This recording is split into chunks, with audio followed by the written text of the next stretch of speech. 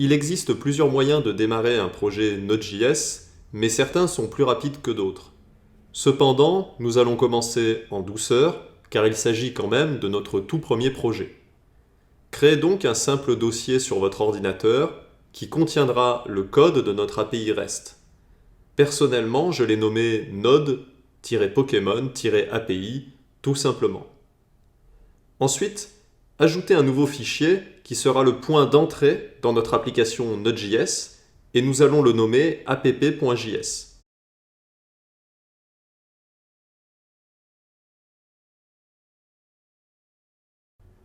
Ensuite, nous allons simplement ajouter une instruction console.log dans ce fichier.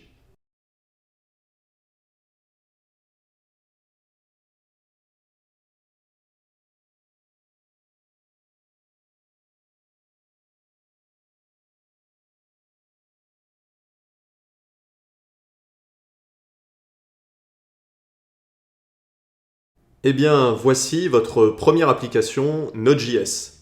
Alors, ça ne paye pas de mine pour l'instant, mais nous avons déjà pas mal de choses à voir.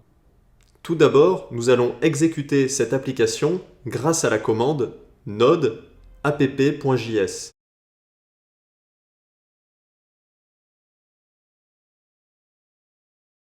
Et regardez ce qu'il vient de se passer.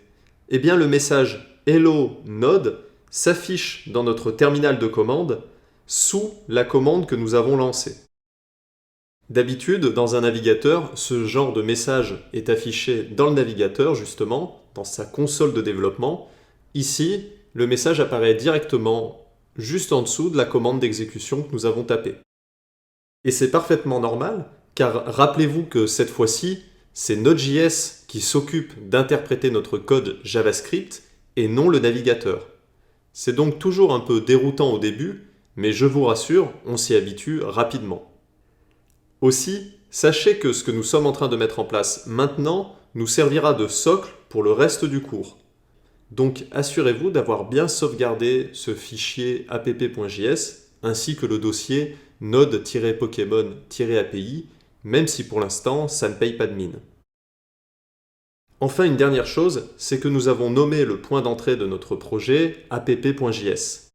Il ne s'agit pas forcément d'une convention de nommage, mais vous pourrez retrouver les termes server.js ou main.js ou même encore index.js qui sont également des noms populaires pour le point d'entrée de votre application.